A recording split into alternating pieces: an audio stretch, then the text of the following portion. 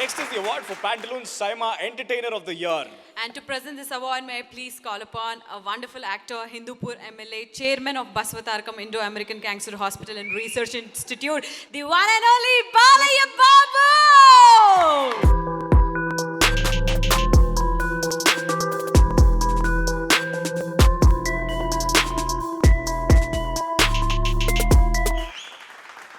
Yes, sir. This is for the best entertainer of the year, the one and only Rana Daggupati. Yeah! The entertainer of the year, Rana Daggupati. The Ghazi attack, Nene Raju, Nene Mantri. రానా గారు ఇందాకే ఒక thank you speech అయ్యింది, కానీ ఇప్పుడు ఎంటర్టైనర్గా ఏం మాట్లాడాలనుకుంటున్నారు? ఏయ్, entertainer of the year. సంవత్సరాలకు 3 సినిమాలు చేస్తే I think there something like this waiting for us. And 3 సినిమాలు చేయడం, దాని ముందు బాహుబలి ఉండడం.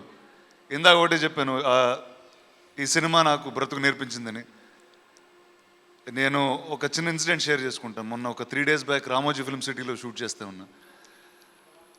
బిఎస్ఎఫ్ అనే ఒక పెద్ద ఫ్లోర్ ఉంటుంది. ఆ ఫ్లోర్ పక్కన నేను షూట్ చేస్తున్నా, పక్కన ఫ్లోర్లో ప్రభాస్ షూట్ చేస్తూ ఉన్నాడు. ఒక పెద్ద గ్రీన్ స్క్రీన్ ఫ్లోర్లో. అక్కడ ఆ సినిమాకి ఆర్ట్ డైరెక్టర్ సాబు సీరియల్ గారు, ఆయన ఇక్కడ లేరు. ఆ ఫ్లోర్ బయట కూర్చున్నప్పుడు బాహుబలి అయ్యే ముందు తెలిసిన కొన్ని క్షణాలు, గడిపిన కొన్ని మూమెంట్స్, ఆ ఎక్స్పీరియన్స్ అన్నది మా దగ్గర నుంచి ఎప్పుడు nobody can take it from us. And that is really the biggest strength that we have.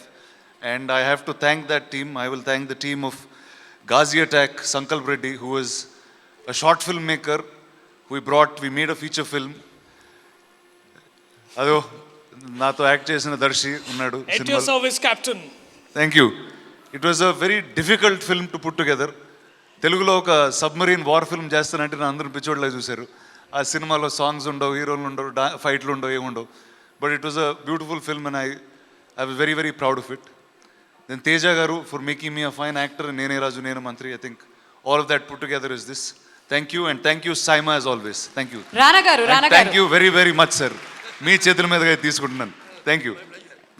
ఈరోజు ఒక తెలుగు సినిమా యాక్టర్గా ఇంత పెద్ద వేదిక మీద నుంచి నేను అవార్డ్స్ తీసుకుంటానంటే నాకే కాదు, తెలుగు సినిమాలో చేసే ప్రతి ఒక్కళ్ళకి ఒక పేరు ఉంది. ఒక పేరు వల్ల ఇక్కడికి వచ్చాం, అది ఎన్టీ రామారావు గారు. అండ్ ఈరోజు నేను ఈ స్థాయిలో ఉన్నానంటే అది మా సంస్థ సురేష్ ప్రొడక్షన్స్ వల్ల.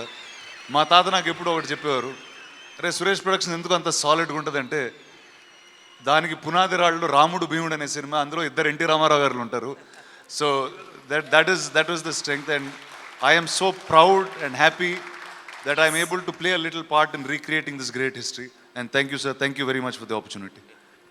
అందరికీ నమస్కారం.